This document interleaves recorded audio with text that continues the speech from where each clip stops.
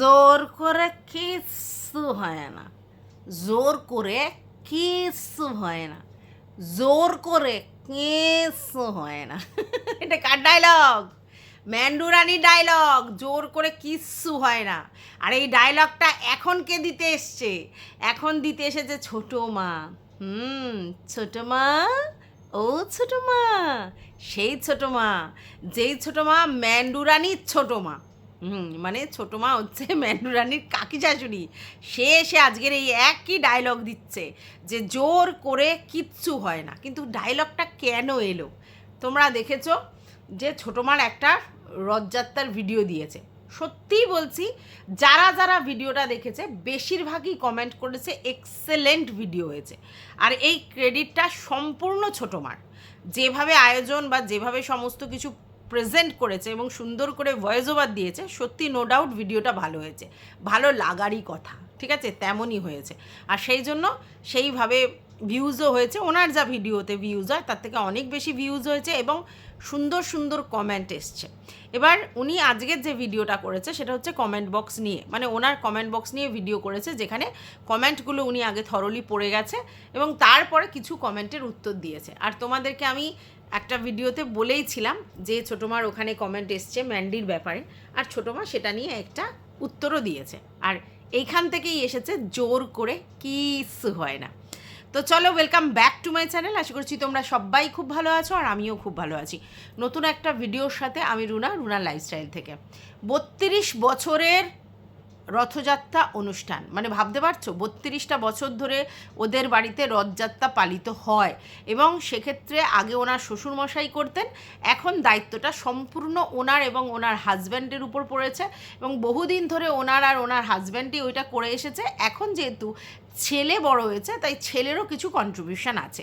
শুধুমাত্র ওনারা যে অনুষ্ঠানটার মানে আয়োজন করে শুধু তাই নয়, প্রতিটা জিনিস মানে রান্না থেকে আয়োজন থেকে খরচা থেকে সবটাই ওনাদের রেসপন্সিবিলিটি। মানে রথ সাজানো, মন্দির সাজানো, ভোগাদি, লোকজন খাওয়ানো, তারপরে হচ্ছে নিয়ম অনুশাসন, সমস্ত কিছু। হ্যাঁ, এইবার কেউ যদি ভালোবেসে যোগাড়যন্ত্র করে বা ভালোবেসে ওখানে ভোগ রান্নাতে সামিল হয় সেটা তাদের ব্যাপার।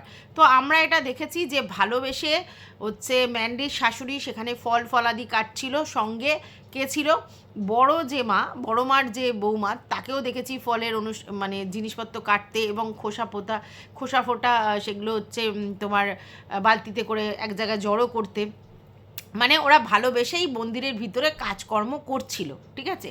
তো সেটা আমরা দেখেছি। এবার সেখান থেকেই কিছু কথা উঠে এসেছে। এবার এই মানে যখন আমাদের কোনো বড়দের কোনো আর কি নিয়ম হয়, তো সেই নিয়ম অনুশাসনগুলো কেউ কেউ নিজের দায়িত্বে পালন করে নেয় আর কেউ কেউ হচ্ছে সেই দায়িত্বটা অতটা নেয় না। তো এবার যেহেতু ওদের বাড়িতে অনেকগুলো অনুষ্ঠান হয়, তাই জন্য হয়তো ভাগ হয়ে গেছে, এই অনুষ্ঠানটা এ করবে, ওই অনুষ্ঠানটা ও করবে।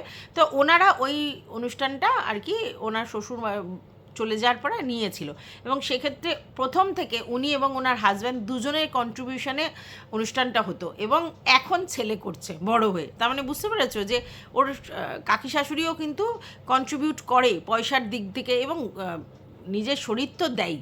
তো যাই হোক, খুব ভালো লাগলো অনুষ্ঠানটা এবং সেখানে যেই কমেন্টটা বারবার আসছে সেটা হচ্ছে ম্যান্ডি কেন প্রেজেন্স ছিল না ওই অনুষ্ঠানে। সবাই প্রেজেন্ট ছিল কিন্তু ম্যান্ডি কেন প্রেজেন্ট ছিল না? এটা স্বাভাবিক প্রশ্ন আসা, কারণ বাড়ির বৌমা উনি, আর ওনার সঙ্গে মানে ছোটো মার সঙ্গে কিন্তু ম্যান্ডির যথেষ্ট সদ্ভাব আছে। তাহলে এমন নয় যে ছোটো মার সঙ্গে কথা নেই, আলাপ নেই, আলোচনা নেই, তার জন্য যায়নি, নিজেদের মধ্যে কোনো মিসআন্ডারস্ট্যান্ডিং আছে তার জন্য যায়নি, এরম কিন্তু নয়। তাহলে তারপরেও কেন যায়নি? এবং আমরা দেখেছি ম্যান্ডির কিন্তু শ্বশুরবাড়ির সঙ্গেও সদ্ভাব আছে, শাশুড়ি ননদ সবার সঙ্গে, তারপরেও কীর্তনের অনুষ্ঠানে যায়নি। তো স্বাভাবিকভাবে দুটো অনুষ্ঠানেই তাদের সঙ্গে কিন্তু সম্পর্ক ঠিকঠাক থাকার পরেও সে অনুষ্ঠানে প্রেজেন্ট থাকে না। তাই মানুষের মনের মধ্যে কিউরিওসিটি জন্মানোটা খুব স্বাভাবিক। আর সেটাই জন্মেছে যে কি এমন, তাহলে কি আপনাদের বাড়ি থেকে ওই পূজার অনুষ্ঠানে ওকে অ্যাকসেপ্ট করা হয়নি? তার জন্য কি কিছু ব্যাপার? এবং ম্যান্ডি একটা ভিডিওতে বলেছিল যে একটা কারণবশত ও যায় না, এটাও বলেছিল।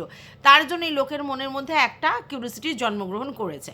এবারে যেটা ছোটো মা বলতে চাইছে, দেখো আমরা ওকে বলেছি বহুবার বলেছি, তারপরেও যদি সে না আসে তাহলে তো আমাদের কিছু বলার নেই, কিছু করার নেই। আমরা নিমন্ত্রণ করতে পারি, আসার জন্য রিকোয়েস্ট করতে পারি, কিন্তু সে যদি সেটাতে অংশগ্রহণ না করে তাহলে তো আমাদের কিছু বলার নেই।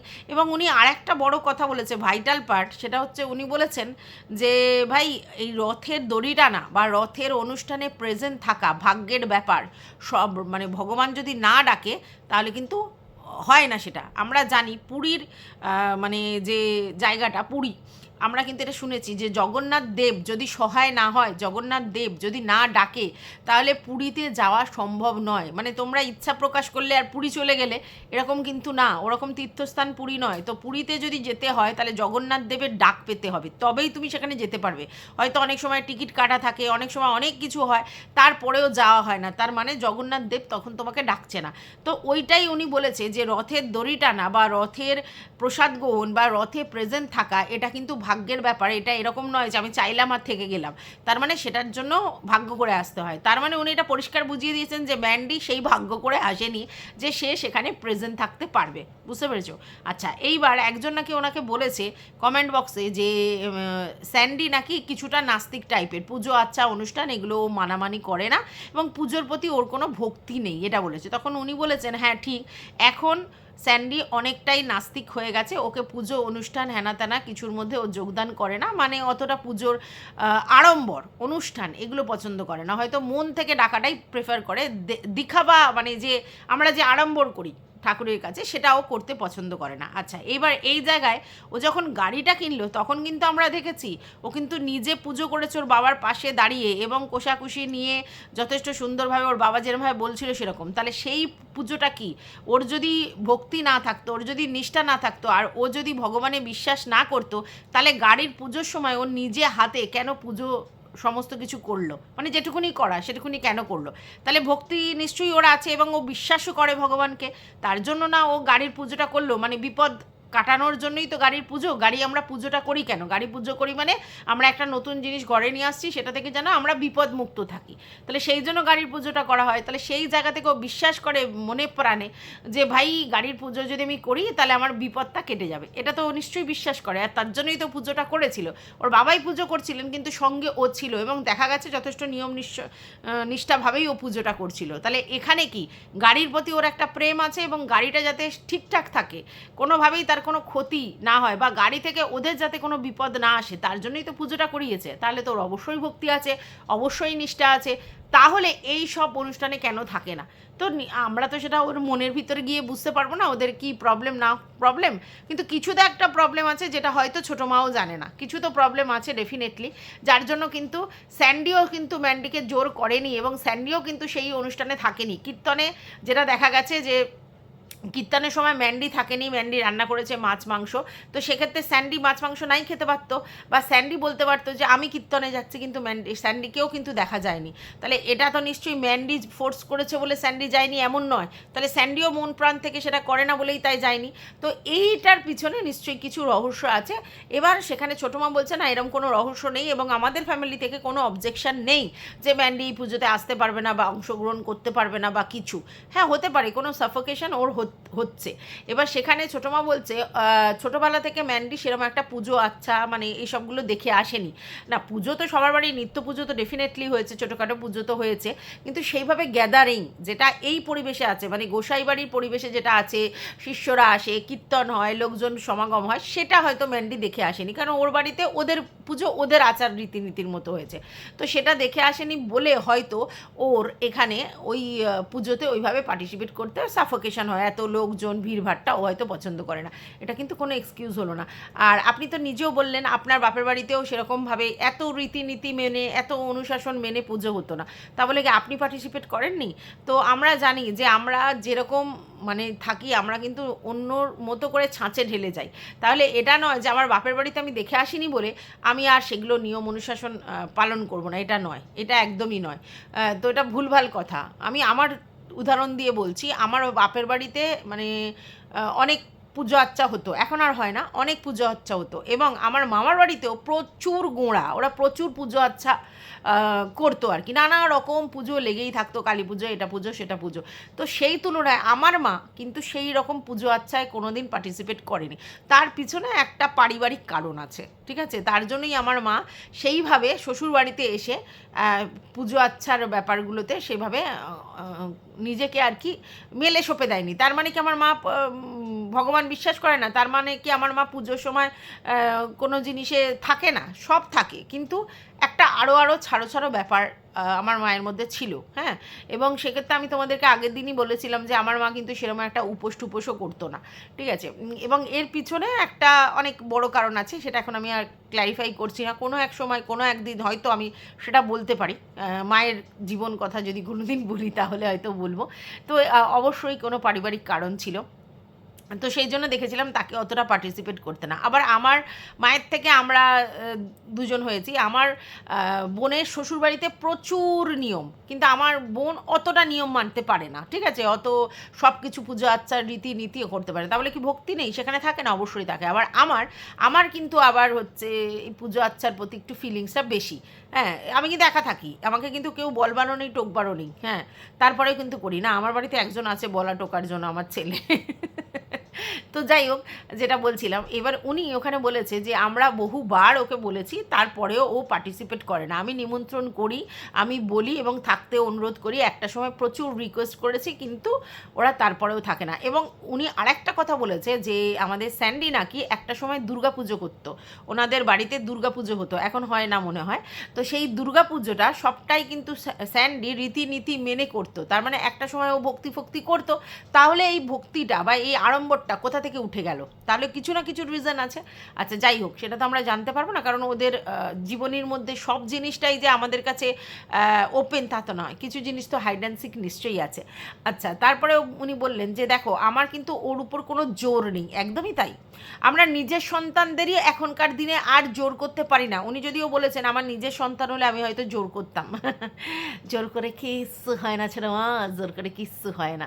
এটা আপনার নিজের সন্তান, মানে আধ্যাত্মিক মানে ব্যাপারে রয়েছে, তাই জন্য আপনি ভাবছেন।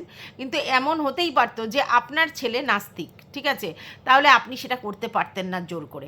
এবার এটা দেখুন যে আপনি যেটা বললেন যে আমার ছেলে হলে আমি জোর করতাম, তো এটা তো ওর শাশুড়ির নিজের ছেলে, তাহলে মানে ম্যান্ডির শাশুড়ির তো নিজের ছেলে, তাহলে ম্যান্ডির শ্বশুর যেইভাবে পৌরোহিত্য করে বা যেইভাবে পূজা অর্চনা করে সেভাবে স্যান্ডি বা ম্যান্ডি করে না, তাহলে ওনারাও তো জোর করতে পারতো, ওটা তো ওনার নিজের ছেলে। তাহলে না, এটা ভুল কথা। আজকালকার দিনের ছেলে মেয়েদের না কোনো জোর জারি করা যায় না। তাই আপনার ছেলে বলে আপনি জোর করতে পারতেন, এই কথাটা ফেক।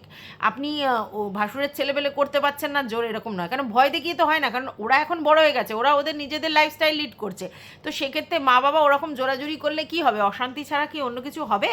মা বাবা জোর করলেই মানে আপনি জোর করলে হবে না, ওরা জোর করলে কি হতো না? তাহলে তো নিশ্চয়ই ওর বাবা মাও জোর করে দেখতো অন্য ব্যাপারে।